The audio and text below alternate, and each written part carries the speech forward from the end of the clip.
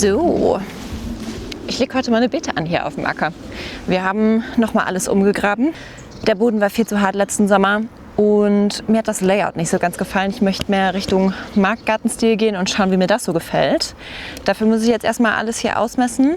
Ich habe grob einen Plan, ich habe eine Idee. Ich weiß nicht, ob es sich so umsetzen lässt, wie ich es mir gedacht habe. Ich habe mir hier so einen Rahmen gebaut, quasi als Schablone für meine Beete. Der ist 75 cm breit und ich habe eine Rolle Pappe. Das ist 100 Gramm pro Quadratmeter, also nicht super dick, als kurzzeitige Unkrautbarriere praktisch. Und dann kommt da oben drauf Kompost und in die Wege Holzhackschnitzel. So habe ich das im Garten auch gemacht. Und dann hoffe ich, habe ich hier diesen Sommer nichts zu tun, was Unkrautjäten angeht. Das ist zumindest meine Hoffnung.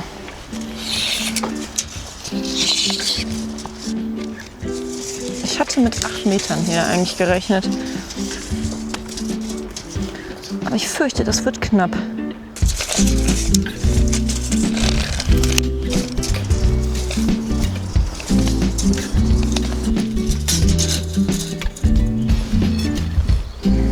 Fünf Meter haben wir hier.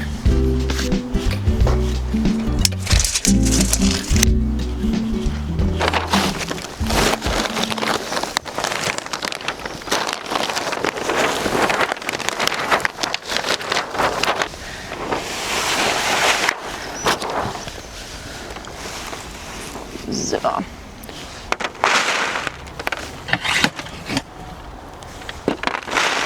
Die Frage ist eigentlich, kann ich das vielleicht einfach hier reinkippen?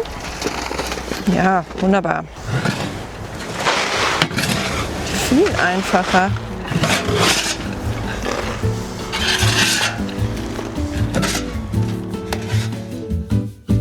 Wie man sieht, hatte ich ziemlich mit dem Wind zu kämpfen. Das Papier ist keine Sekunde dort liegen geblieben, wo ich es eigentlich haben wollte.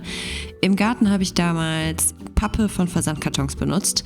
Bis ich genug Pappe für diese Fläche zusammengesammelt hätte, hätte es allerdings ganz schön lange gedauert. Deswegen habe ich mich für Papier aus dem Malerbedarf entschieden.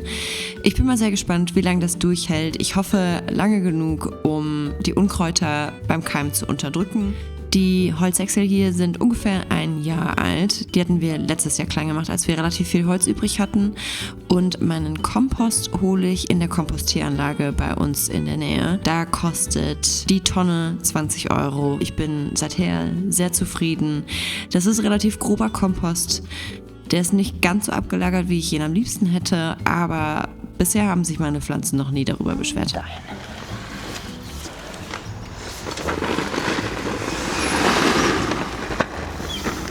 Das erste Beet, was auf dem Acker voll gemacht wird für 2026. Wie cool!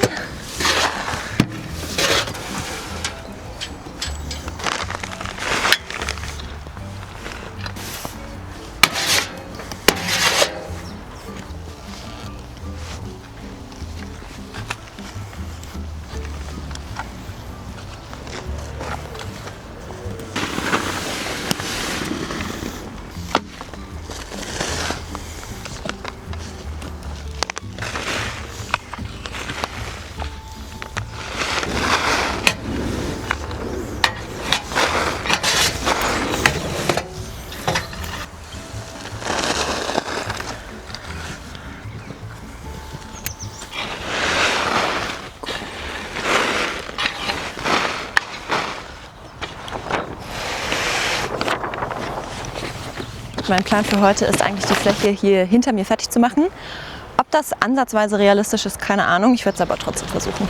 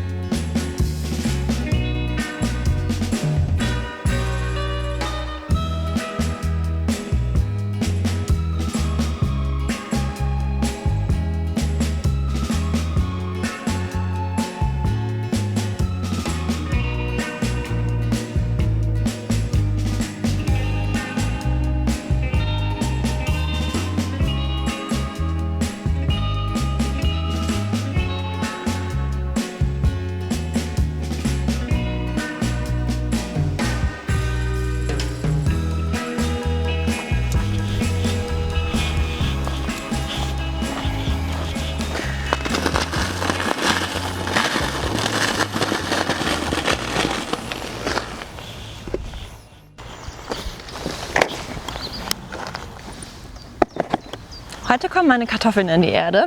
Die sind in so praktischen Pfandschalen aus dem Baumarkt. Das ist übrigens der beste Deal. Die Schalen haben nur 1,80 € gekostet. Da habe ich ganz viel für meine Anzucht dieses Jahr benutzt.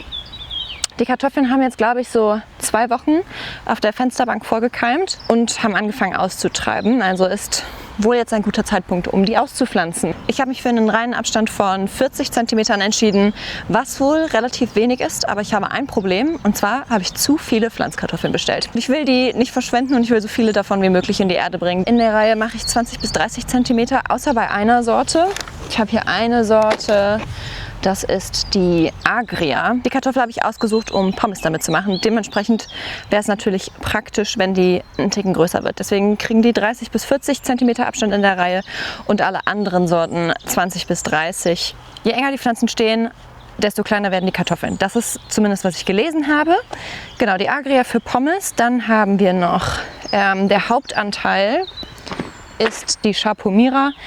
Ist eine ungarische Sorte, die besonders resistent ist gegen Kraut- und Braunpfeile. Rotschalig, lässt sich gut lagern. Und dann habe ich noch die Annabelle. Das sind ganz süße kleine Kartoffeln. Ist eine frühe Kartoffel. Die können ruhig eingepflanzt werden. Die sind nicht dafür gedacht, dass man sie lange lagern, sondern zum Frischverzehr. Und dann als letztes die Heiderot. Sieht man nicht.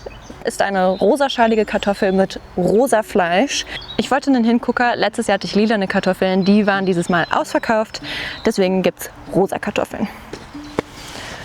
So, und jetzt muss ich Kompost schaufeln gehen. Ich glaube, an der Stelle ist mir so richtig bewusst geworden, was ich mir hier eigentlich vorgenommen habe. Ich hatte zu dem Zeitpunkt 4 Beete angelegt und hatte mir überlegt, dass ich für die Kartoffeln ein extra breites Beet haben möchte, ohne Zwischenweg. Im Nachhinein bin ich mir nicht sicher, ob das so schlau war. Es war doch relativ anstrengend, die Kartoffeln zu setzen, weil ich mich ziemlich weit über die Beete lehnen musste.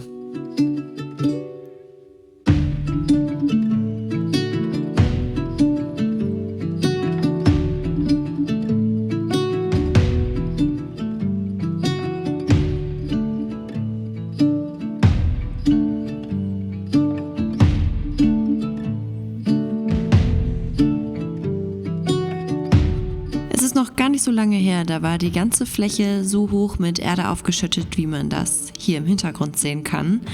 Wir haben die Fläche dann begradigt und letztes Jahr habe ich zum ersten Mal Gemüse angebaut und mich dieses Jahr entschieden, alles noch einmal neu zu machen, einmal von vorne zu starten.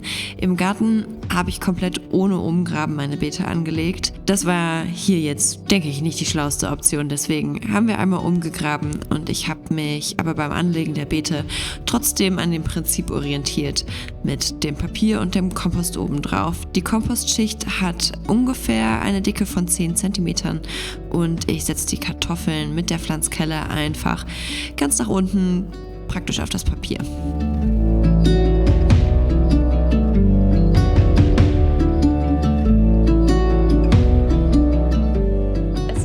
Anstrengend, den nassen Kompost von A nach B zu fahren. Deswegen habe ich mich jetzt belohnt und habe die ersten Kartoffeln gesetzt. Hier vorne habe ich in beide Reihen jeweils 10 Kartoffeln der Sorte Annabelle gelegt und weiter hinten dann die Chapomira. Ich glaube, davon waren es 23. Und jetzt muss ich weiter Kompost schippen. In das nächste Beet kommt dann die Agria und die Heiderot.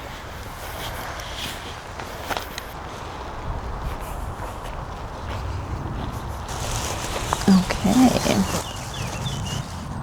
Die sehen ja interessant aus. Das hier sind irgendwie dickere Pflanzen. Ich dachte, ich habe von beiden die dicken bestellt. Habe ich das nicht getan? Warte mal, das muss ich jetzt nochmal nachgucken. Doch, beides dicke. Aber das ist ja super interessant. Die einen sehen ganz anders aus.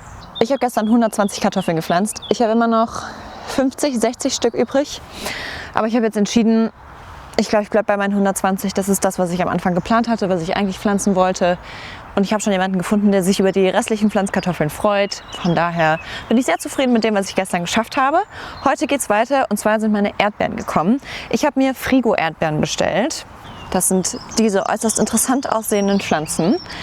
Die wurden im Herbst gerodet und haben dann den Winter in der Tiefkühlung verbracht und sind jetzt auf dem Weg zu mir aufgetaut.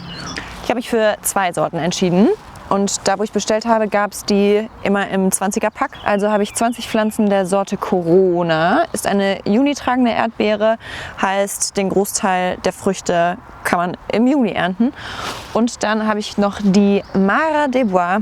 Das ist eine immer tragende Erdbeersorte, heißt, die produziert den gesamten Sommer über. Hier steht von Mitte Juli bis Anfang Mitte Oktober.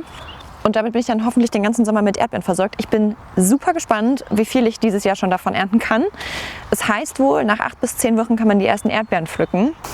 Also, ich habe ein bisschen recherchiert und es gibt Leute, die pflanzen die einfach gerade. Es gibt Leute, die fächern die praktisch so auf, die Wurzeln. Und ich habe Leute gesehen, die haben die einfach flach gepflanzt. Und ich habe noch nicht entschieden, was ich machen will. Kurz zur Erdbeere, wie man die pflanzt. Nicht, dass ich viel Ahnung hätte, weil ich habe noch nie in meinem Leben Erdbeeren gepflanzt. Wo ist denn vielleicht irgendwie, naja, war nur irgendein Beispiel. Das sind die Wurzeln. Hier oben treibt die Erdbeere neu aus. Und das hier oben nennt man, glaube ich, die Krone. Im Englischen nennt man es die Krone.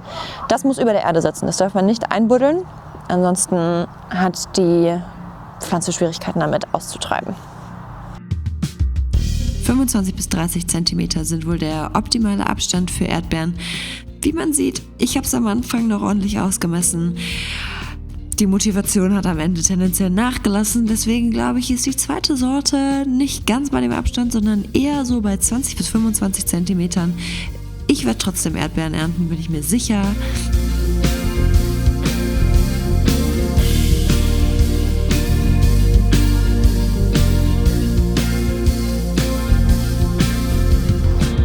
Nee, das funktioniert nicht, weil der Kompost hier so locker ist.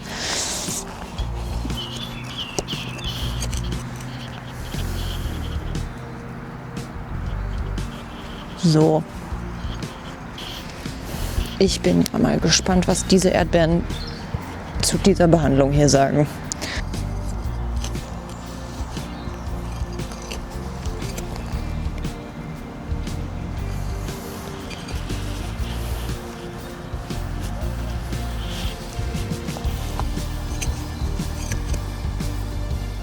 Und damit verabschiede ich mich aus meiner ersten arbeitsreichen Gartenwoche für dieses Jahr. Es steht noch viel auf der To-Do-Liste, bevor ich endlich anfangen kann, meine Beete mit Pflanzen zu füllen. Bin ganz gespannt, wie es läuft dieses Jahr. Vielen Dank fürs Zuschauen und bis zum nächsten Mal.